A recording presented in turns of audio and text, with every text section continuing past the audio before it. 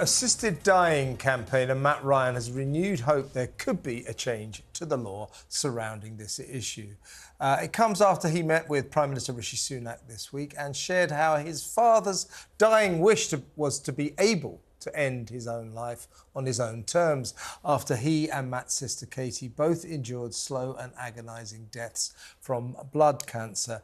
Well, we had trouble with Matt yesterday because we were using Zoom, but we're thrilled to say he's here in the studio with us. Thanks for coming in, Matt. Oh, thank you for having me. So, Matt, let's begin with your dad's story and why he wanted so much to change the law on assisted dying. Thanks. So my dad saw his daughter die a painful death from cancer in spite of excellent palliative care that he received from the NHS and the hospice system. But Dad even had to consider ending his own daughter's life because of the pain that she was in towards the end. She had a sarcoma and she had her eye removed, part of her face, and she was in a lot of pain from that as well as from secondary cancers that came towards the end. This was in the summer of 2021. And Dad was terminally ill himself at the time with amyloidosis and multiple myeloma. He went from being a marathon runner who could run 2.5-hour marathons to being somebody who would pass out if he stood up too quickly or cough. He had incredibly sensitive skin, was losing his sight and was in a lot of pain, including some very sharp nerve pain that's very difficult to treat. In spite of their limitations, I just want to say, both of them managed to live very full lives. They really tried to make the most of the situation and make the most of the time that they had left. But Dad did live that last 18 months of his life with a terrible last memory of his daughter and knowing that could be his future.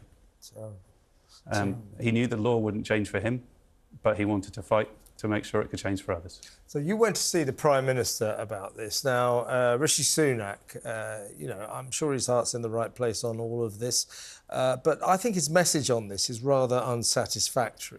Because it's meaningless. Yes, I'm open to the idea of maybe allowing assisted dying, changing the law if MPs want it. Well, that's the same for any old issue. Now, I think historically the problem has been that MPs tend to vote against this. They don't particularly like the idea of assisted dying.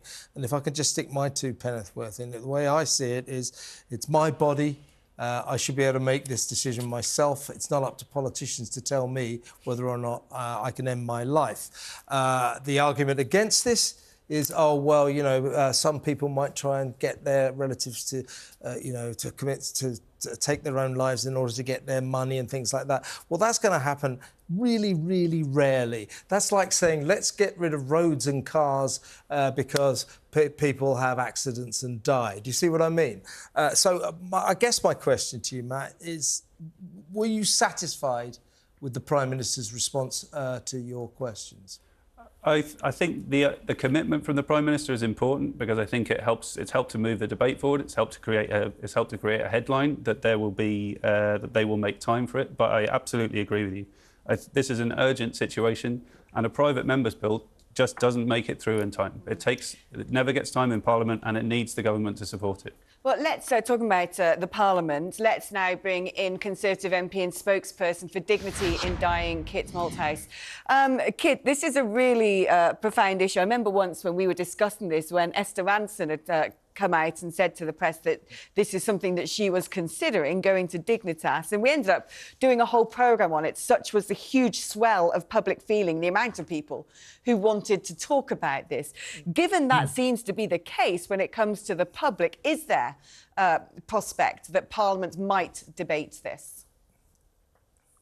Well, not, I'm afraid, between now and the general election. I heard Matt's story and I read about him in the paper, and it's heartbreaking. And I have to tell you that during the campaign over the last, I was elected in 2015 and had my first vote on assisted dying then.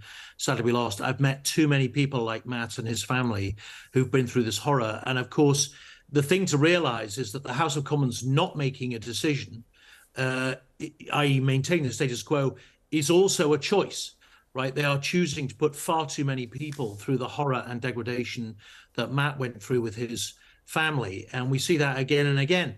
And so while I don't think there's any prospect now, given that we've got a general election coming just in the next few months, of a vote on it. What we are campaigning for, this is why Matt's meeting with the Prime Minister was so useful. What we're campaigning for is that every party has in its manifesto that it will allow time in the schedule for this measure to be debated again. I mean, it was 2015 when it was last done.